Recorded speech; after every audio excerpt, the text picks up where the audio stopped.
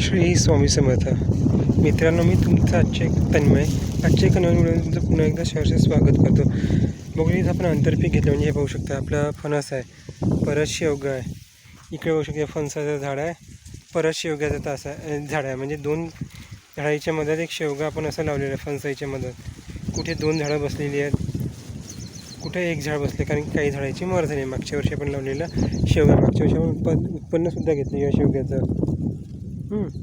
काही काही झाडाची मर झाली. पाहू शकता आपण पूर्ण आंतरपीक घेतलं. म्हणजे याच्यात दोन प्रकारचे आंतरपीक हे पाहू शकता. हा जो बेड दिसून आला आहे, ह्या बेडवर आपण तूर लावली आहे, बरोबर आहे. तूर लावली. हा जो बेड आपण खाली ठेवला, म्हणजे याच्यात आपण वाही करू शकतो. म्हणजे पिकाला त्रास होणार नाही याच्यावर. याच्यासोबत आपण लावली आहे वांगी. हे व्हीएनआरची हर्ष व्हेरायटी आपण वांगीची लावलेली आहे. सध्या आपण ड्रीप टाकलेली नाही आहे. ड्रीप आहे आपल्याकडे. हे पाहू शकतो. ड्रीपचे बंडलसुद्धा पाहून आहे, आपण 1-2 दिवसात टाकू.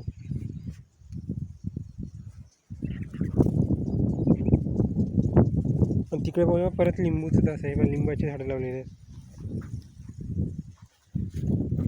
कमीत कमी 4 तास आपण फणसाची लावले, 1 तास लिंबाचं लावले. शेवटल्याकडे कंपाऊंड जे दिसून आलं तुम्हाला, जे सागाय झाडं दिसून आले कंपाऊंड्स आहे, त्या साईडनं आपण लिंबूचं झाड लावलेलं आहे.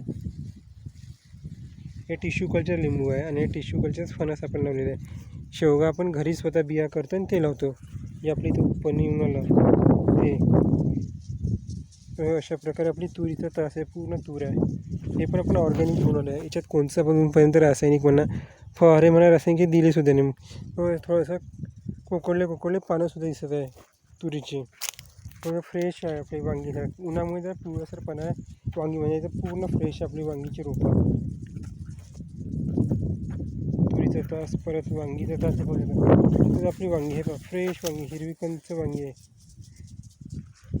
त्याच्यामध्ये तण झालेलं आहे, कारण की पाणी आपण टप्पे देऊ नये. पहिले आपण पट पाणी लावलं त्याला फणसाईल वगैरे. आता आपण टप्पे सुरू केले, कारण की ऊन एवढं तपून आलं केलं पट पाणीसुद्धा मारणार नाही. हे आपल्याला हे झालं की परत पाहू शकता. इकडे आपला फणस आणि शेवग्याचा प्लॉट आहे. तिथेसुद्धा आपण तूर लावलेली आहे. हे जे ड्रिपच्या जायचं त्याच्या पलीकडेसुद्धा आपला तुरीचा तास आहे. हे आपण कोणची लावली ते सुद्धा तुम्हाला व्हिडिओमध्ये सांगते. हे जे आपण गोल्ड 100 व्हेरायटी लावली, गोल्ड 100 ग्रीन गोल्डची चांगली पिकली, पण आपण ते व्हेरायटी आहे.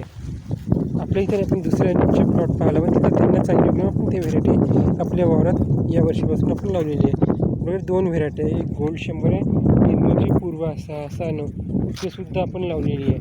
ते सुद्धा आपण पेरू. आता सध्या आपण पेरली. इथं कसं आपल्या भाजीपाला लावल्याने हे फणस शेवग्याला पाणी पाहिजे, म्हणून आपण इथं तुरीचं तास टाकले. 2 तास घेतले, म्हणजे हे तास आपला मोकळं राहील.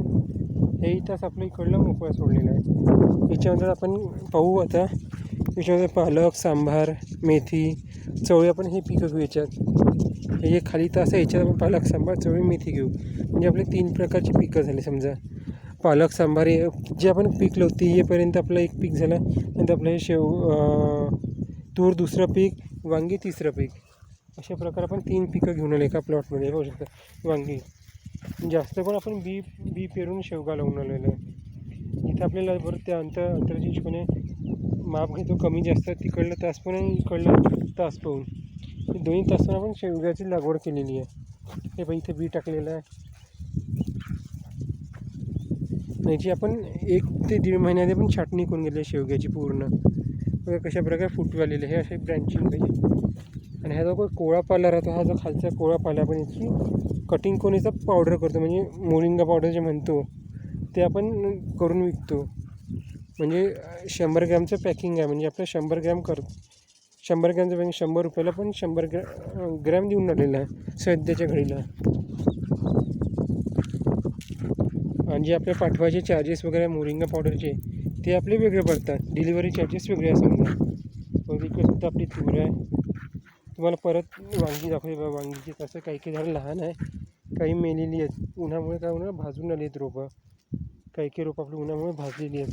तरी आपल्याला चालणार आहे, कारण की आपण दुसरा प्लॉट आपण तयार केला. म्हणजे रोपायचा प्लॉट जो आपण अजून एक आपण तयार केलेला आहे वांगीच्याच रोपायचा.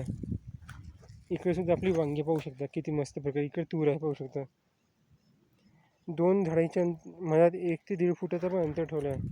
2 तासाच्या मधात जे तुरीचे तास आहे सारख्या अंतरानं आपण झिकझॅक पद्धतीने तूर लावली आहे बघा. हे पाहू शकता. एक तूर इथं तर एक तूर इथं.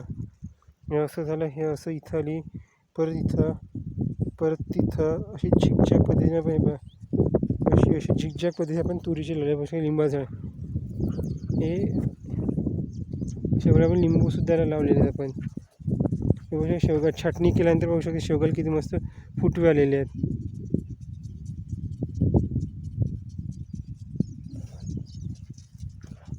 आणि जेवढे की आपण प्लॉटमध्ये जे पिकं घेऊन आंतर पिकं म्हणा, भाजीपाला पिकं म्हणा, ते सर्व आपण ऑर्गॅनिक पद्धतीने घेऊन आलो. नाही कोणतं रासायनिक टाकलं ना काही, ना कोणतं खत दिलेलं आहे आपण रासायनिक.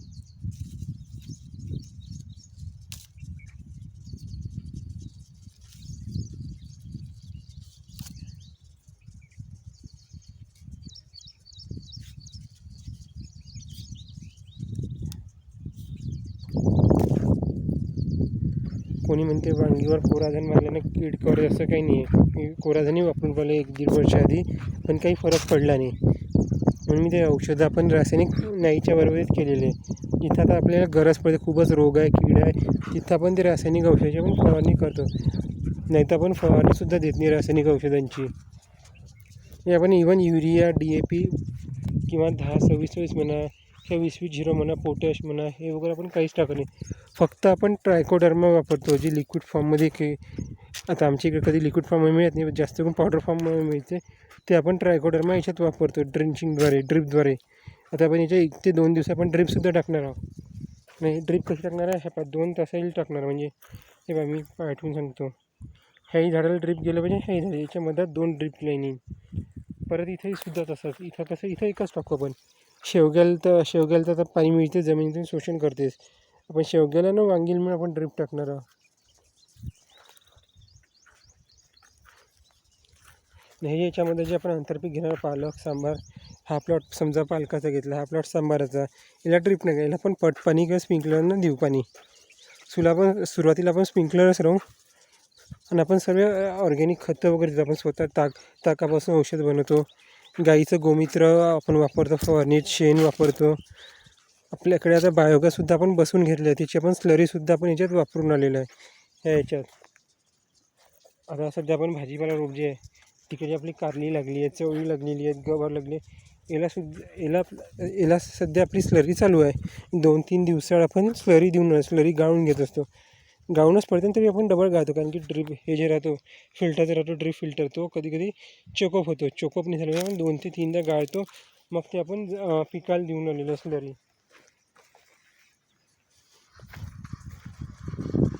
अशा प्रकारे आपण छाटणी केल्यानंतर पाहू शकता किती मस्त फुटवे आलेले आहेत शेवग्याला. हे लिंबाचं झाड पाहू शकता किती मस्त उगवलेलं, ब्रांचिंग आलेली आहे. सुद्धा आपण कापणी घ्या, शेंडे आपण छाटून घेत असतो दरवर्षी.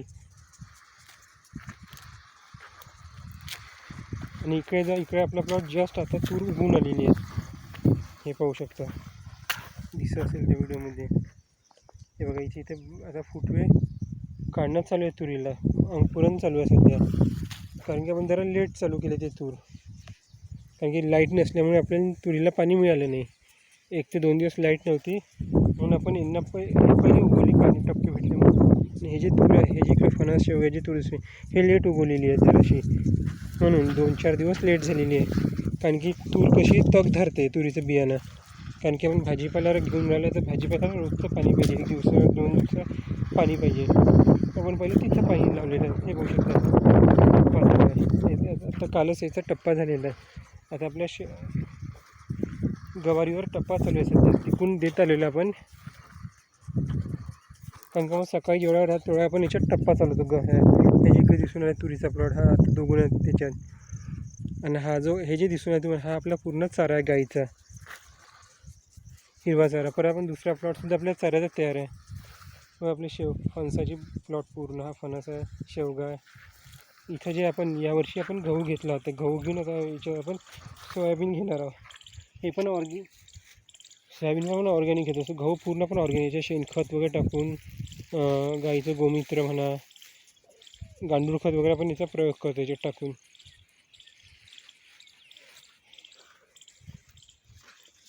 हा जो प्लॉट आहे आपला पूर्ण गव्हाचा प्लॉट आहे. इथून पोलपासून दिसून इकडे पूर्ण गव्हाचा प्लॉट आहे. आपण आज जाळला नाही, याच्यातले जे काही काळी कचरा येतो तो आपण जाळला नाही, तसाच ठेवलेला आहे. पुन्हा जाळता आपण त्याच्यात वाईक आहे, फंटन रोटर आपण 2-3दा मारून घेतलेलं आहे. उभाड बाबा फंटन ट्रॅक्टरचे यंत्रणा आपले इथेच पडलेले आहे. स्वतः आपण 2-3दा मारून घेतलेलं आहे. फंटन म्हणा 2दा परत एकदा रोटर मारला तर परवा 1-2 दिवसांनी पाणी पडलं जमीन जे तण उगवण ते परत आपण दाबून घ्यायचं, मोडून टाकायचं. ते आपल्या गवारीचा प्लॉट. त्या गवारीवर रोग आहे हे पिवळसं पाणी, कारण पाणीच नाही, पूर्ण पाणी उन्हामुळं झाडंसुद्धा भाजल्या जाऊन आलेले आहेत.